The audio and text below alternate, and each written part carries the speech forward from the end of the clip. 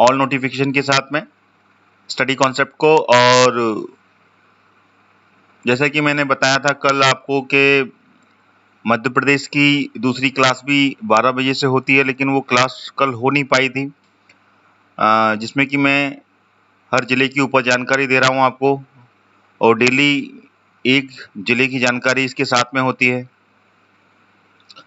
चलिए ठीक है, अब आ रही है भाई, थैंक यू सो मच। तो इसी के साथ में मैं ये बताना चाहता हूँ, हो सकता है आज भी वो क्लास ना हो जो 12 बजे से हो रही है। कुछ इम्पोर्टेंट शेड्यूल आ गया है साथ में मेरे, तो 1-2 दिन ये क्लास नहीं रहेगी। जैसे ही वो क्लास मध्य प्रदेश की जिले के ऊपर जो मैंने आपको जानकारी दी थी कि अगला जिला लूँगा मैं, तो वो जिला शायद कल से चालू हो, शायद बोल रहा हूँ क्योंकि कंफर्म नहीं है। 2-3 दिन तक थोड़ा सा कहीं पे जाना पड़ रहा है हमें। चलिए शुरू करते हैं। पहला क्वेश्चन आ गया आपके सामने, है द क्वेश्चन, बताएं मध्य प्रदेश राज्य की कुल जनसंख्या में अनुसूचित जाति, जिसको एससी बोलते हैं, कितना प्रतिशत है इसका? 15.2%, 15.5%, 15.3% या 15.6%? कौन सा आंसर है इसका, बताएं आप फटाफट।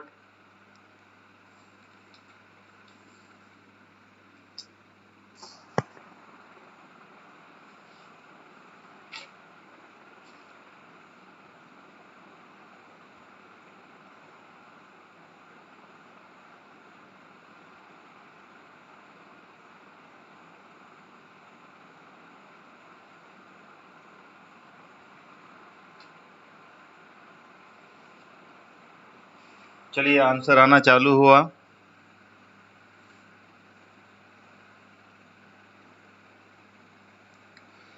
इसका जो आंसर है वो है, अगले कलर से बताता हूं मैं आपको, इससे क्लियर रहेगा। 15.6% इज द करेक्ट आंसर। ठीक है, राज्य में जो अनुसूचित जाति है एससी, उसका रेशो है 15.6%। ये अनुसूचित जाति सॉरी एससी का रेशो है ये पूरी मध्य प्रदेश की कुल जनसंख्या का। अगला क्वेश्चन लेते हैं, ये आ गया अगला क्वेश्चन,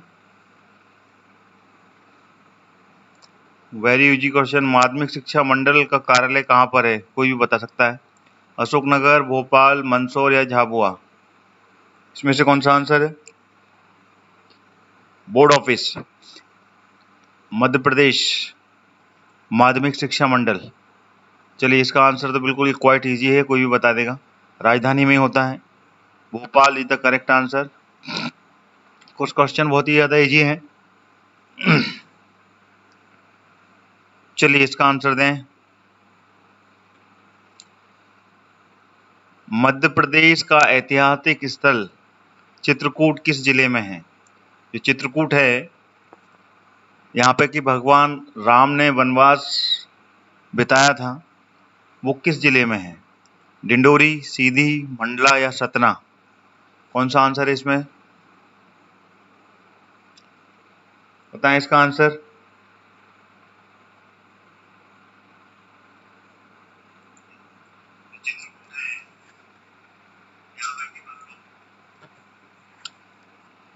चलिए इसका आंसर आना चालू हुआ, सतना में बता रहे हैं नीरज जी, धीरज सिंह रावत जी भी सतना ही बोल रहे हैं, बिल्कुल सही, Satna is the correct answer, Satna में ही है।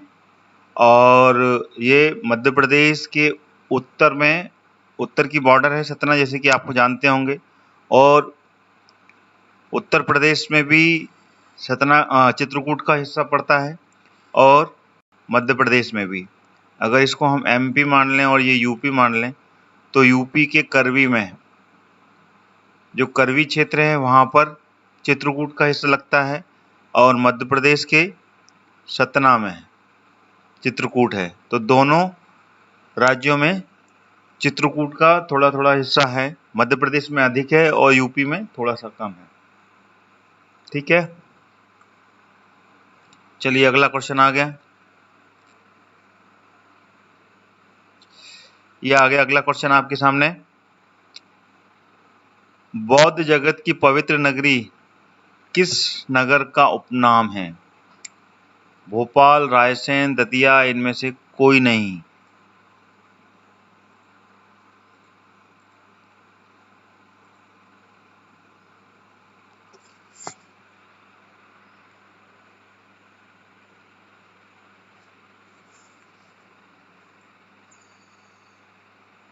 बताएं इसका आंसर।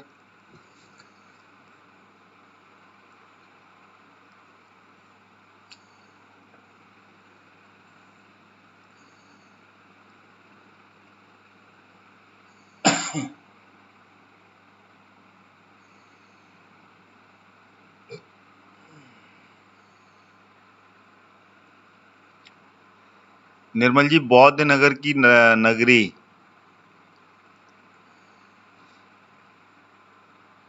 पवित्र नगरी बोलते हैं उसको, ठीक है ना। इनमें से कोई नहीं, करेक्ट, कोई भी नहीं है इनमें। बौद्ध जगत की पवित्र नगरी, ठीक है ना, ये ऑप्शन कोई सी भी नहीं है इसमें। ठीक है, चलिए अगला क्वेश्चन आ गया। जबलपुर एवं भोपाल निम्नलिखित किस रेलवे के अंतर्गत आते हैं? पश्चिम मध्य रेलवे, दक्षिण पूर्व रेलवे, पश्चिम रेलवे या पूर्व रेलवे? बताएं।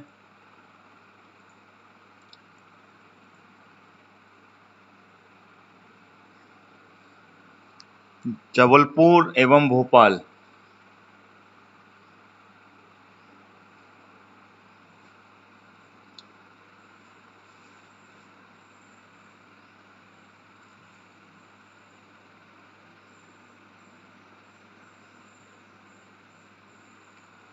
इसका आंसर दें।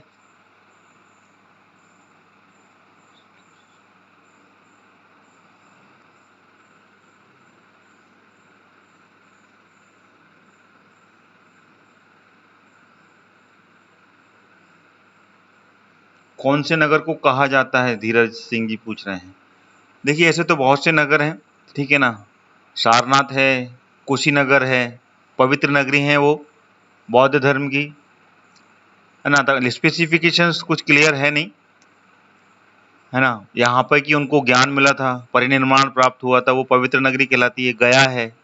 तो all these are spiritual places, ठीक है। पश्चिम मध्य रेलवे, चलिए ये आंसर आ गया इसका, बिल्कुल सही बोल रहे हैं आप। 85 का पश्चिम मध्य railway is the correct answer, ठीक है ना। WCR बोलते हैं इसको, ठीक है, शॉर्ट फॉर्म में वेस्टर्न सेंट्रल रेलवे बोलते हैं। तो 85 का है पहला नंबर क्वेश्चन का आंसर। ये अगला क्वेश्चन आ गया।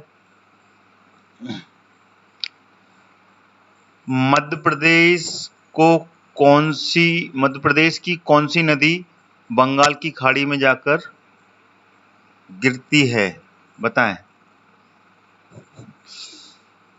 मध्य प्रदेश की तो कोई नदी नहीं है इसमें, ठीक है। चलिए फिर भी बताइए, आप थोड़ा सा आइडिया लीजिए। मध्य प्रदेश की कौन सी नदी इसमें से बंगाल की खाड़ी में जाके गिरती है? बताएं। चंबल, ताप्ती, महानदी, इनमें से कोई नहीं।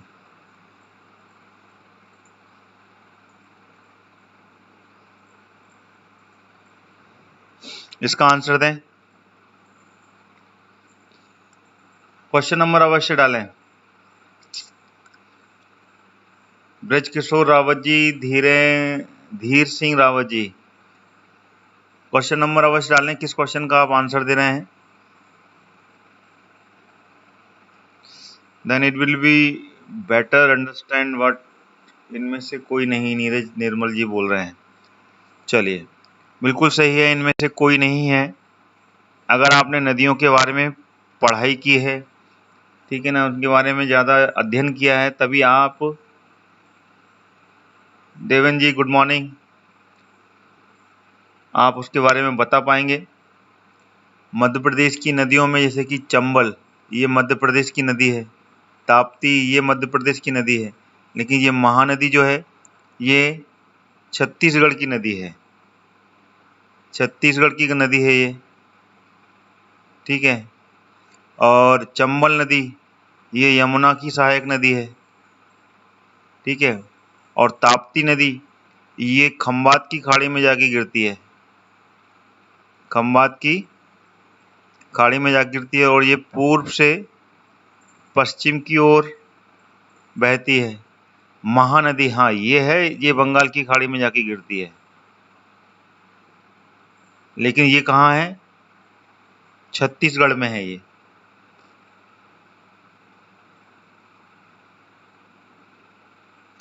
रायसेन को कह सकते हैं, लेकिन रायसेन में सिर्फ सांची है एक ऐसा क्षेत्र जहाँ पर कि बौद्ध जो शिष्य थे उनकी अस्थियां वहाँ पे रखी गई हैं। लेकिन बौद्ध नगर की पवित्र नगरी जो कहलाती है वो उधर की ही कहलाती है। उत्तर प्रदेश में जो है कुशीनगर है ना, और गया है। तो ये all these are, Sarnath, all these are places, very spiritual places about Bauddh, है ना।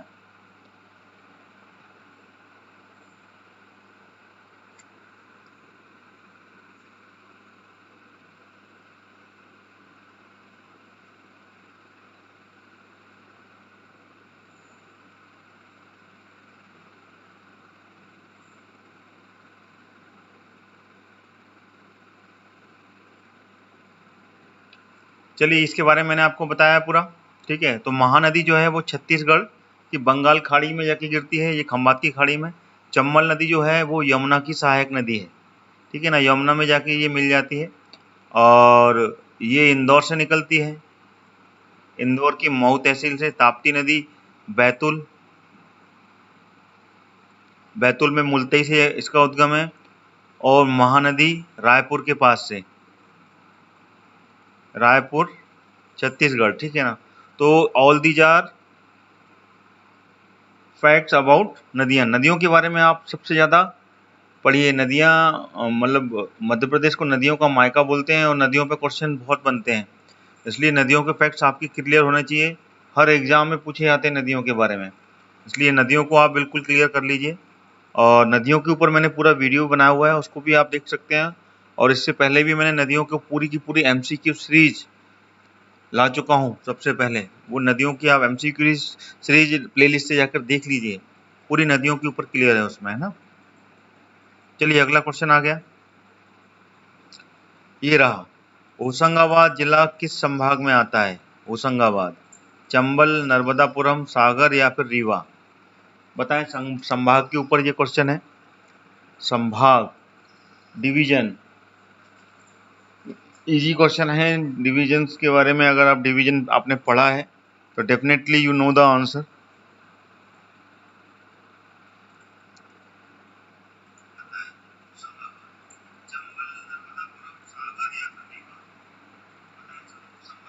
सारे धार मांडू में जिन्होंने राज किया, ठीक है ना, उन्होंने होशंगाबाद नगरी को बसाया था, ठीक है। तो this is the correct answer. सभी डिविजन्स के बारे में आपको जानकारी होनी चाहिए, जितने भी संभाग हैं। मध्य प्रदेश में कुल 10 संभाग हैं और उसमें से एक संभाग है नर्मदापुरम, है ना, और सबसे छोटा संभाग कहलाता है नर्मदापुरम।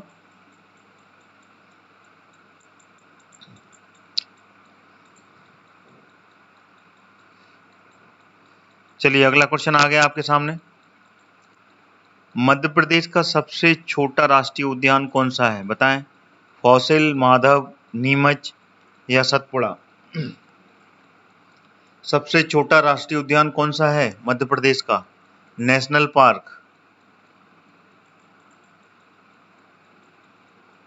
नेशनल पार्क बताएं कौन सा है। चलिए, ममता जी बता रही हैं, पहले नंबर पर आई हैं। Anybody else who can give the answer?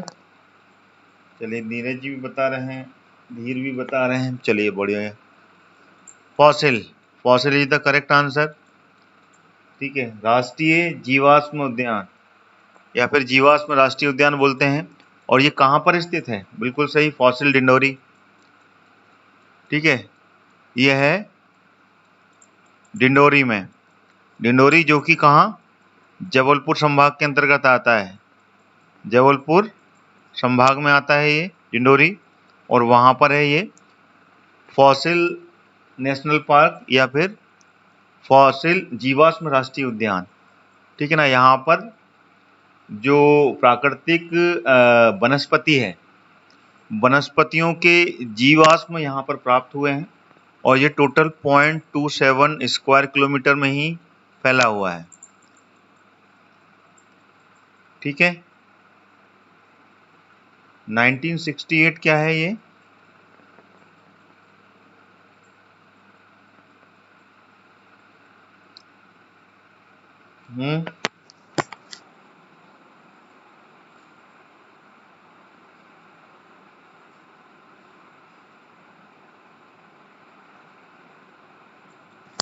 अच्छा, एस्टेब्लिशमेंट ईयर 1968 में ही, बिल्कुल सही बोल रहे हैं आप। 1968 में राष्ट्रीय ये वनस्पति राष्ट्रीय उद्यान की स्थापना की गई थी। ठीक है, डिंडोरी में।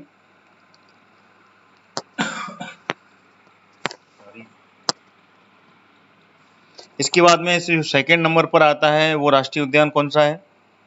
ये तो पहला हो गया, जो कि मध्य प्रदेश का सबसे छोटा राष्ट्रीय उद्यान है। इसके बाद में जो आता है वो आता है डायनासोर। डायनासोर जीवाश्म राष्ट्रीय उद्यान। ठीक है, जो कि उसके बारे में यहाँ लिख देता हूँ, 0.89 स्क्वायर किलोमीटर में फैला हुआ है। ठीक है ना,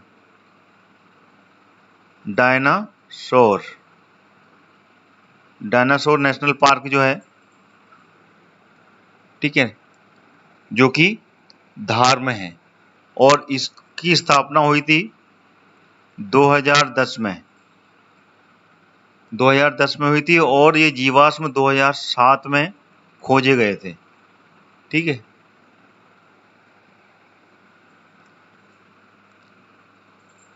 दो 2010 में हुई थी नीरज जी इसकी स्थापना, और 2007 में खोजे गए थे ये। चलिए अगले क्वेश्चन पे चलते हैं। अगला क्वेश्चन आ गया आपके सामने। मध्य प्रदेश राज्य का पहला राष्ट्रीय उद्यान कान्हा-किसली कहाँ पर स्थित है? मध्य प्रदेश राज्य का ये पहला राष्ट्रीय उद्यान है कान्हा-किसली, बताएं कहाँ पर है? भोपाल, मंडला, रीवा या उपरोक्त सभी? इसका आंसर दे।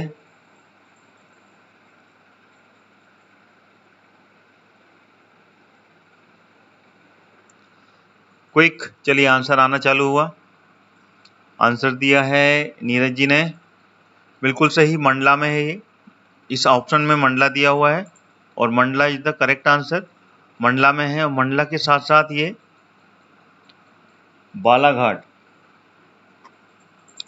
बालाघाट में भी ये फैला हुआ है। 2 जिलों में फैला हुआ है ये, मंडला और बालाघाट। ऑप्शन में मंडला दिया हुआ है, तो सबसे अधिक जो क्षेत्र है वो मंडला में स्थित है, और उसका थोड़ा सा हिस्सा बालाघाट में भी है, और ये टोटल 939 स्क्वायर किलोमीटर में फैला हुआ है। और इस राष्ट्रीय उद्यान की जो स्थापना हुई थी, ये हुई थी 1955 में। मध्य प्रदेश का सबसे पहला और सबसे बड़े क्षेत्र में फैला हुआ ये राष्ट्रीय उद्यान है कान्हा-किसली, है ना। वन ऑफ द इम्पॉर्टेंट, यहाँ पे की टाइगर पाए जाते हैं, ठीक है ना, बाघ, तेंदुआ, चीतल, सांबर, ठीक है, बारहसिंगा, ये सब पाए जाते हैं यहाँ पर। और इसी कान्हा-किसली में, ठीक है,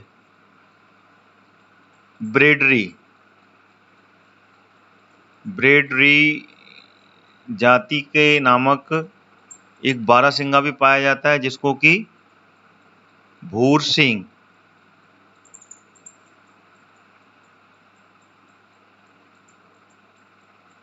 के नाम से जाना जाता है। ठीक है ना, one of the important point है ये, इसको आपको याद रखना है। मैस्कॉट नाम दिया है इसका, और ये मध्य प्रदेश के कान्हा किसली राष्ट्रीय उद्यान में ही पाया जाता है। सारे विद्यार्थी मेरी क्लास को लाइक करते हुए चलें, सभी से मैं बार बार निवेदन कर रहा हूं, और नए विद्यार्थी मेरे चैनल को सब्सक्राइब कर लें ऑल नोटिफिकेशन के साथ में। इसका एस्टेब्लिशमेंट ईयर बिल्कुल आप जो बता रहे हैं, अच्छा टाइगर प्रोजेक्ट की बात कर रहे हैं। 1974 में टाइगर प्रोजेक्ट बना। हेलो घाटी, बंजर घाटी भी यहीं पर है, ठीक है।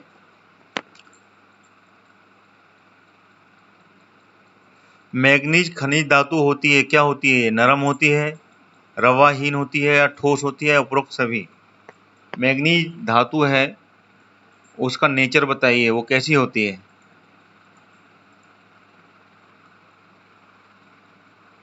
मैग्नीज जो धातु है उसका नेचर क्या होता है, किस तरीके की होती है वो?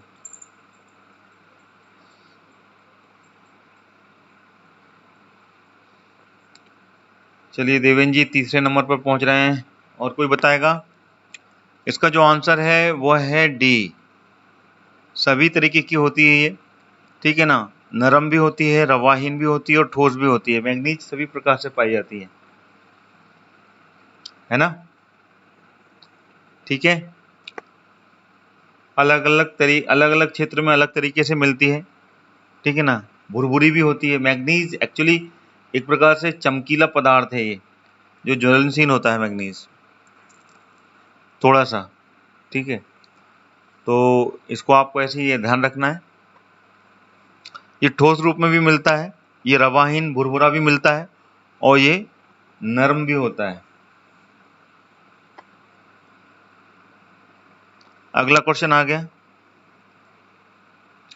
हेलोडोरियस का गरुड़ स्तंभ कहां पर है? धार, विदिशा, सांची या मांडू? बताएं इसका आंसर दें।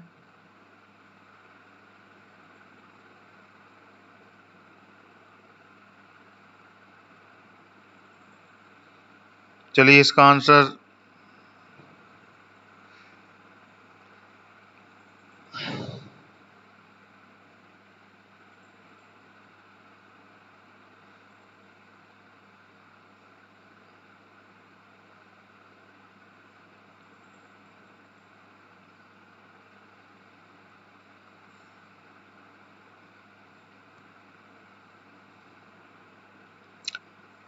दें। इसका क्या है 91 का?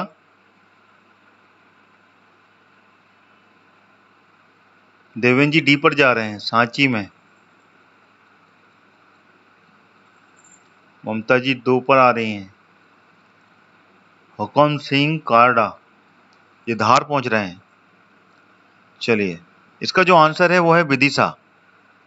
One of the important fact actually you should remember every time, Heliodorus का स्तंभ विदिशा में है,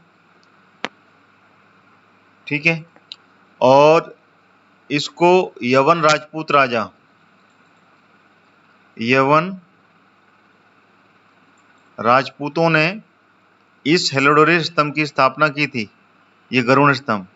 और ये जो भागवत धर्म है, भागवत जो धर्म है उससे प्रभावित होकर, ठीक है ना, उससे प्रभावित होकर इन्होंने इस हेलोडोरियस स्तंभ की स्थापना की थी।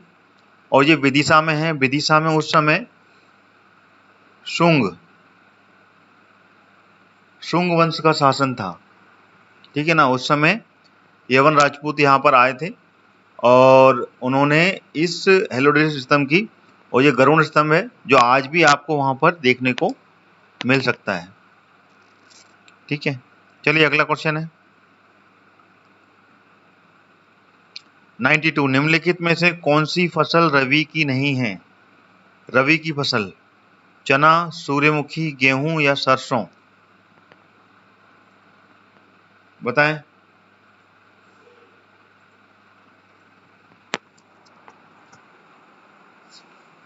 इसका आंसर दें।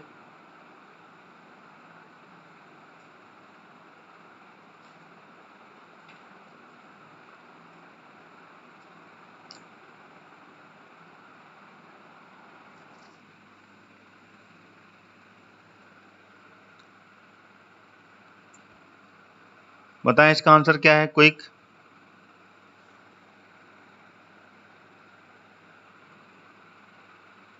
चलिए आंसर आ गया। नीरज जी सेकंड पर आए हैं, हुकुम सिंह भी नहीं सेकंड पे आए, बिल्कुल सही। सूर्यमुखी इज द करेक्ट आंसर। सूर्यमुखी है जो कि रवि की नहीं है। सूर्यमुखी जो फसल है ये है खरीफ की, ठीक है। ये जो फसल है ये खरीफ की फसल है सूर्यमुखी। बाकी की जैसे चना है, ठीक है ना, गेहूं, चना, मटर, राई, सरसों, अलसी, मसूर, ये सारी जो फसल हैं ये रबी की फसल कहलाती हैं। और खरीफ की फसल जो होती है, खरीफ मतलब कि बरसात के मौसम की फसल, जो बरसात में बुआई की जाती है, वो सब कहलाती हैं खरीफ की फसल। जैसे कि चावल है, सोयाबीन, कपास, गन्ना, मूंगफली, तिल, तुअर, ज्वार, मक्का, सूर्यमुखी, ये बरसात में बोई जाती हैं और ठंड तक निकाल ली जाती हैं। तो ये सारी फसल जो होती हैं ये खरीफ की फसल कहलाती हैं। और रबी की फसल जो है वो ठंड में बोई जाती हैं, जनवरी फरवरी के माह में बोई जाती है, उसकी बुवाई की जाती है। और उसमें गेहूं है, चना है, मटर है, राई, सरसों, अलसी और मसूर, ये सब रबी की फसल है, ठीक है ना। अच्छा, एक होती है जायद। जायद की फसलें, जायद की फसलें कौन सी होती हैं? जायद मतलब कि जो रोजमर्रा की जरूरत में काम आती हैं, जैसे सब्जियां, ठीक है ना, हरी सब्जियां, ये सब जायद फसलें कहलाती हैं। जैसे खीरा, ककड़ी, तरबूज, खरबूज, लौकी, कद्दू, ये सभी सब्जियां जायद फसलें कहलाती हैं। तो आपको इसी तरीके से याद करना है, इस पे क्वेश्चन बनता है, वेरी इंपॉर्टेंट, ठीक है। मध्य प्रदेश की जो फसलें हैं उसके बारे में। अगला क्वेश्चन आ गया। सभी विद्यार्थी मेरी क्लास को जरूर लाइक करें और नए विद्यार्थी सब्सक्राइब कर लें चैनल को ऑल नोटिफिकेशन के साथ में। शतकीय किसकी प्रसिद्ध रचना है? शतकय, भानुहर्ती, भर्तृहरि, भभूति, कालिदास या बाण भट्ट? बताएं इसका आंसर दें।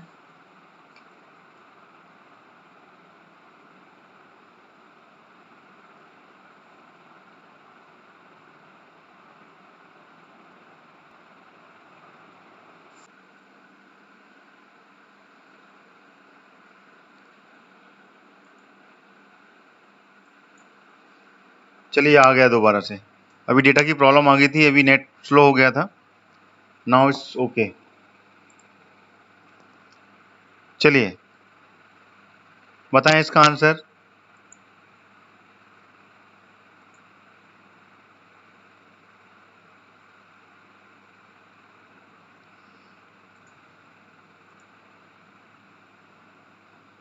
शतकी किसकी प्रसिद्ध रचना है?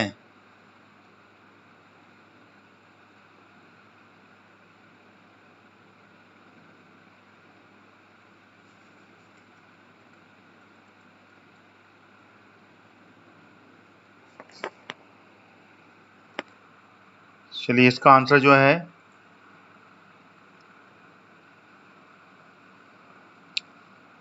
वो है Bhartrihari. Bhartrihari is the correct answer, ठीक है। इनकी ये प्रसिद्ध रचना है, ठीक है। इसके बारे में जानकारी ज़्यादा मिलती नहीं है, जितनी है उतनी बता रहा हूँ। ये इन्हीं की रचना है। भर्तृहरि कौन थे, इसके बारे में अगर मुझे आगे मालूम पड़ेगा तो definitely I will share with you, okay. चलिए अगले क्वेश्चन की ओर चलते हैं।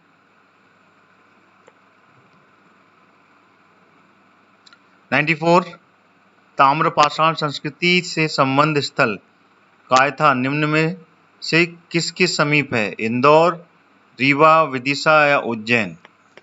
बताएं कायथा कहां पर है? इसका आंसर दें।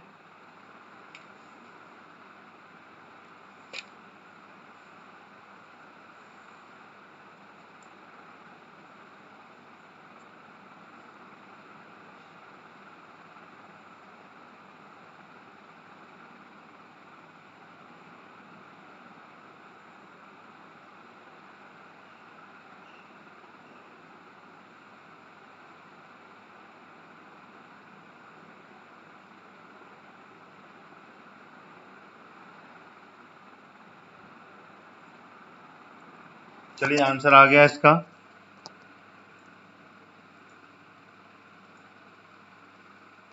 चलिए बिल्कुल सही बोल रहे हैं आप। उज्जैन, जो भी विद्यार्थी उज्जैन को लगा रहे हैं वो बिल्कुल सही है। उज्जैन के निकट है ये कायथा और ये है नागदा में, नागदा में स्थित है। ठीक है ना, बिल्कुल सही है हुकुम जी, आप बिल्कुल उज्जैन से हैं तो आपको पता ही होगा। ठीक है ना, कंफर्म है उज्जैन। और ये नागदा में है कायथा, यहाँ पे की ताम्रपाषाण संस्कृति के साक्ष्य प्राप्त हुए। ठीक है, कायथा के। चलिए अगला क्वेश्चन आ गया। Here the another one question. इसमें आपको बताना है कि फॉल स्टेटमेंट कौन सा है। असत्य कथन का चयन करना है। पेंच परियोजना छिंदवाड़ा जिले के नव आसनसाला ग्राम मंगचोरा के निकट पेंच नदी पर स्थित है। ठीक है, यहाँ नहीं लगाना चाहिए। और अगला ऑप्शन जो है वो है बाण सागर परियोजना रीवा से 50 किलोमीटर दक्षिण में रीवा शहडोल मार्ग पर बन रहा है।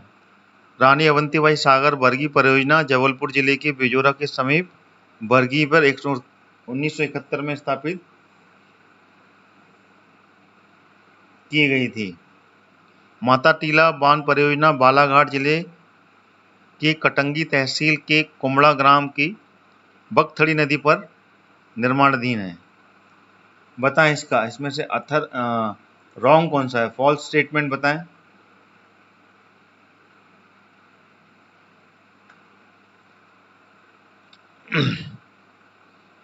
चलिए,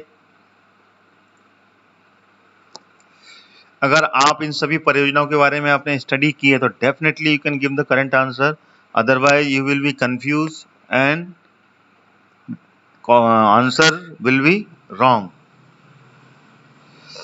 क्योंकि ये परियोजनाएं पर टिका हुआ है। आपने अगर पेंच परियोजना के बारे में जानते हैं तो बता पाएंगे, बाण सागर परियोजना के बारे में जानते हैं तो बता पाएंगे, रानी अवंतीबाई सागर यानी कि बरगी के बारे में जानते हैं तो आप बता पाएंगे, और माता टीला बांध कहाँ पर है तो बता पाएंगे। ठीक है ना, तभी आप इन स्टेटमेंट्स को सही दे पाएंगे। चलिए, देवेंद्र जी ने भी आंसर दिया, हुकुम सिंह ने भी आंसर दिया, सुनील कुमार मालवीय जी भी आंसर दे रहे हैं। Very good. तो इसका जो आंसर है वो चौथा नंबर है। बिल्कुल सही बता रहे हैं आप लोगों ने बिल्कुल सही स्टडी की है। ठीक है ना, माता टीला बांध परियोजना बालाघाट जिले में निर्माणाधीन है, ये बिल्कुल गलत है। ठीक है ना, क्योंकि माता टीला बांध परियोजना ये कहाँ पर है, ये है सागर के निकट, सागर के निकट झांसी में, झांसी में है माता टीला बांध परियोजना, जिसको कि रानी लक्ष्मीबाई परियोजना के नाम से भी जाना जाता है। ठीक है ना, बाकी ये सब सही हैं।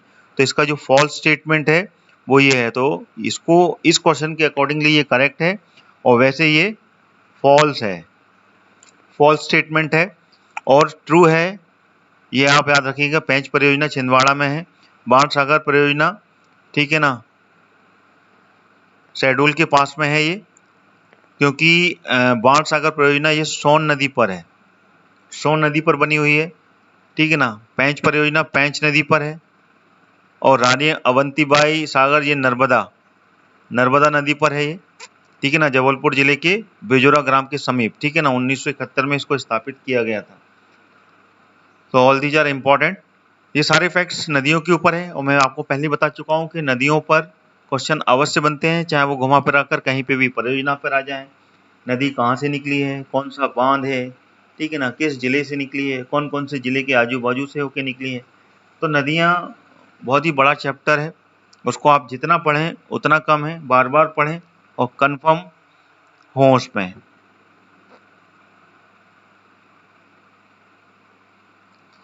चलिए अगला क्वेश्चन।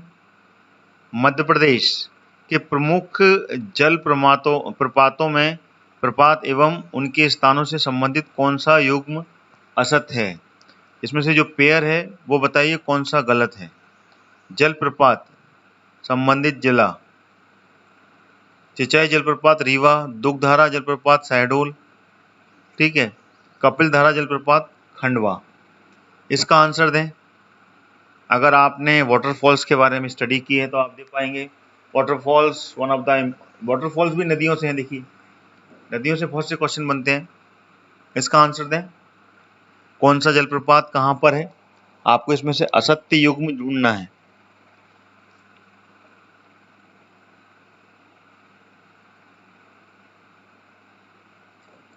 चलिए बताएं।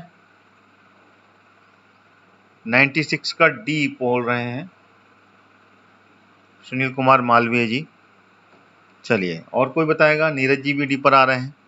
बिल्कुल सही, कपिल धारा जलप्रपात खंडवा। ठीक है ना। असत्य युग्म ढूंढना है तो असत्य युग्म यही है। ठीक है ना, this is the correct answer. ठीक है ना। कपिल धारा जलप्रपात खंडवा में नहीं है, कपिल धारा जलप्रपात है अनूपपुर में, अनूपपुर में है। और ये कपिल धारा जलप्रपात से ही नर्मदा नदी का उद्गम हुआ है। नर्मदा नदी यहीं से निकली है और अनूपपुर के अमरकंटक, ठीक है ना, अमरकंटक की पहाड़ियों से निकली है जो कि पुष्पराजगढ़ तहसील में आती है। तो ये गलत है। ठीक है। और दुग्धधारा जलप्रपात, ठीक है, ये शहडोल संभाग है ये। ठीक है, तो इसको अपन बिल्कुल सही बोलते हैं। संभाग के अंतर्गत अगर इसको देखा जाए तो दुग्धधारा जलप्रपात शहडोल संभाग के अंतर्गत ही आता है। चेचई जलप्रपात बिल्कुल रीवा में आता है, तो ये भी ट्रू है। ठीक है ना। और ये ऑल ट्रू है, ये तो जलप्रपात संबंधित जिला। ठीक है। चलिए अगला क्वेश्चन आ गया 97। बताएं इसका आंसर। वीरसिंहपुर की यूनिट से बिजली उत्पादन प्रारंभ हो जाने के बाद मध्य प्रदेश का कुल उत्पादन क्षमता कितनी वाट हो जाएगी? वीरसिंहपुर कहां पर है?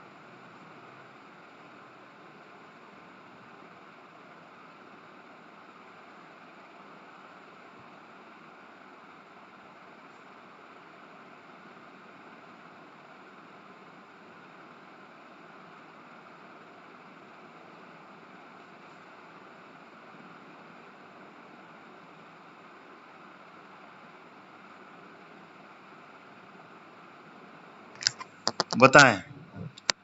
चलिए 97 का, अच्छा निर्मल जी बता रहे हैं उमरिया में है। चलिए और कोई बताएगा?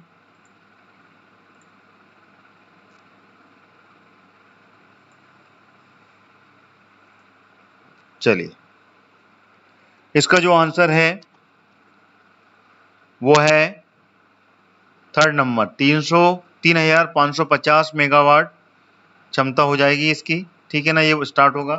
और बीर सिंह जो पावर प्लांट है, ठीक है ना, ये है उमरिया में, उमरिया में है, नीरज जी ने बताया बिल्कुल। ठीक है ना। और बीर सिंह पावर प्लांट को जो दो हैं इसमें, ठीक है ना, इसको संजय गांधी के नाम से भी जानते हैं, संजय गांधी पावर प्लांट। ठीक है ना। यहाँ पे वीर सिंह 3 है, बल्कि संजय गांधी वीर सिंह 1, वीर सिंह 2 और वीर सिंह 3। ठीक है ना। फर्स्ट, सेकेंड और थर्ड, ये 3 पावर प्लांट है यहाँ पर स्थित। और इसको कि संजय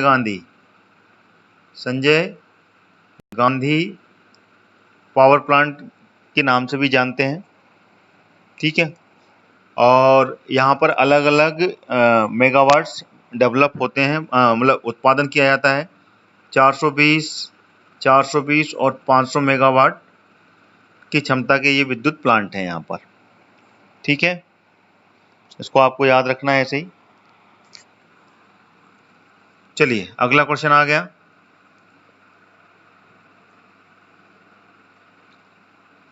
मध्य प्रदेश में देश के कुल बाघ संख्या कितने प्रतिशत बाघ पाए जाते हैं? मध्य प्रदेश में देश के कुल बाघ की संख्या के कितने प्रतिशत बाघ पाए जाते हैं?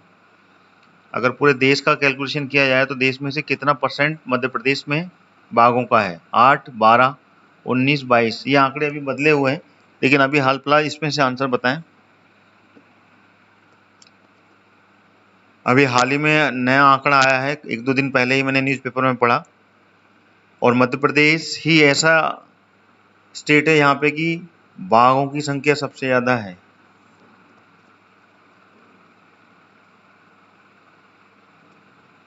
टाइगर स्टेट का भी दर्जा इसे मिला हुआ है।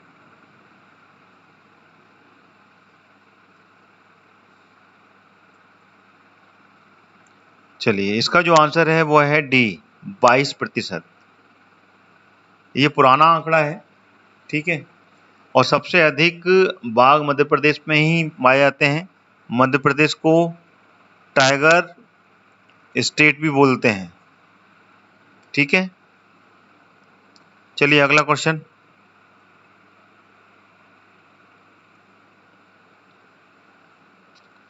गांधी सागर जल विद्युत केंद्र के उत्पादित विद्युत में मध्य प्रदेश का कितना हिस्सा है? 49.5, 57.5, 60.5 या 65.5 मेगावाट। कितना मेगावाट का हिस्सा है मध्य प्रदेश का गांधी सागर में? बताएं।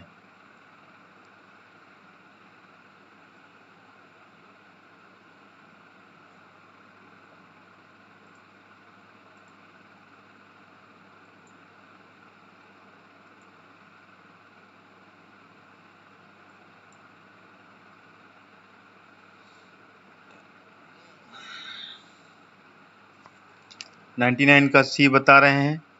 चलिए, इसका जो आंसर है वो है 57.5 megawatt is the correct answer, ठीक है ना। गांधी सागर जल विद्युत केंद्र ये कहाँ पर है? ये है मंदसौर में।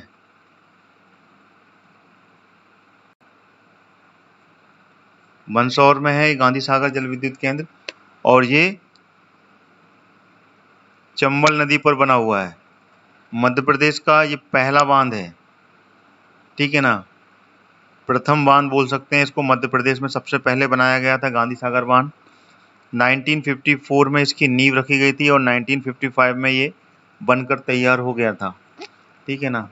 भारत के पहले प्रधानमंत्री जवाहरलाल नेहरू ने इसका उद्घाटन किया था, है ना। और चंबल नदी पर बनाया गया, और चंबल नदी पर इसके अलावा अन्य 2 बांध भी बनाए गए हैं, ठीक है ना, जो राजस्थान में स्थित है। वहाँ पे भी जल विद्युत परियोजना संचालित की जाती है और सिंचाई परियोजना संचालित की जाती हैं, और इसमें मध्य प्रदेश और राजस्थान दोनों का शेयरिंग है, ठीक है।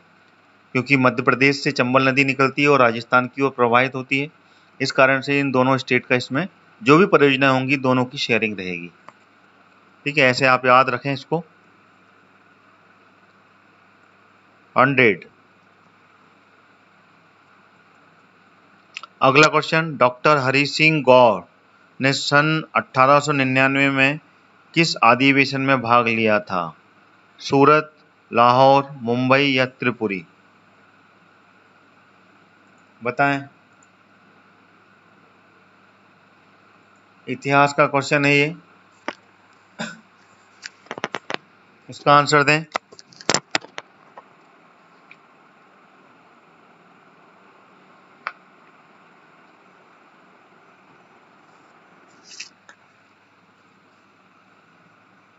क्विक।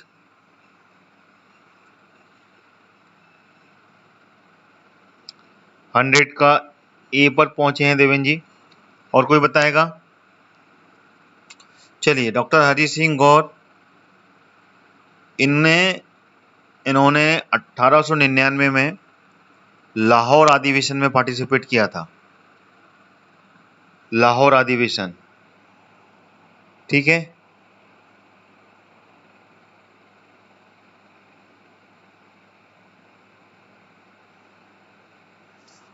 कंफ्यूज हैं? किस चीज से कंफ्यूज है नीरज जी?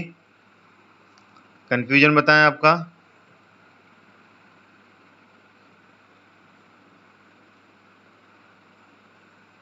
आपके कंफ्यूजन की स्थिति को थोड़ा सा क्लियर करें।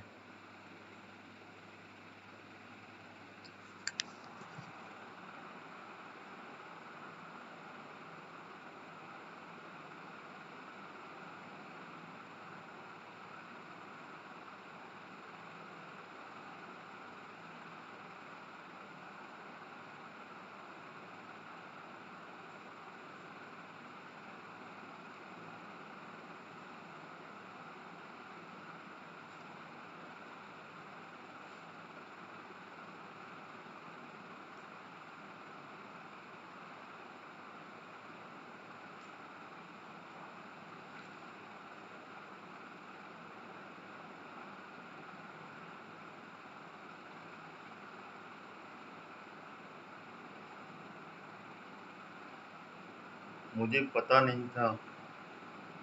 क्या पता नहीं था आपको? क्या पता नहीं था नीरज जी? आपका क्वेश्चन ही समझ में नहीं आ रहा मुझे।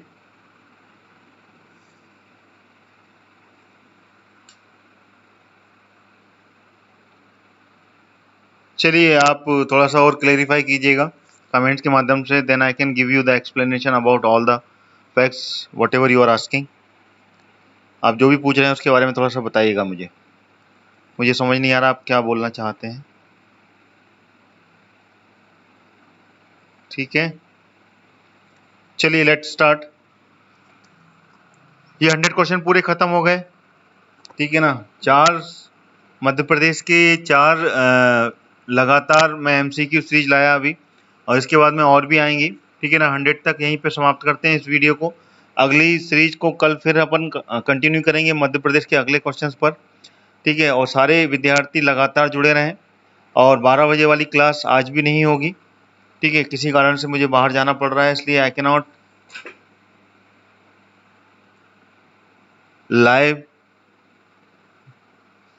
ठीक है ना। तो उस जिले के ऊपर हम कल या परसों तक, हो सकता है कल करें, तो आपको पहले ही नोटिफिकेशन मिल जाएगा वो क्लास कंटिन्यू होगी कि नहीं होगी अभी आज या फिर कल।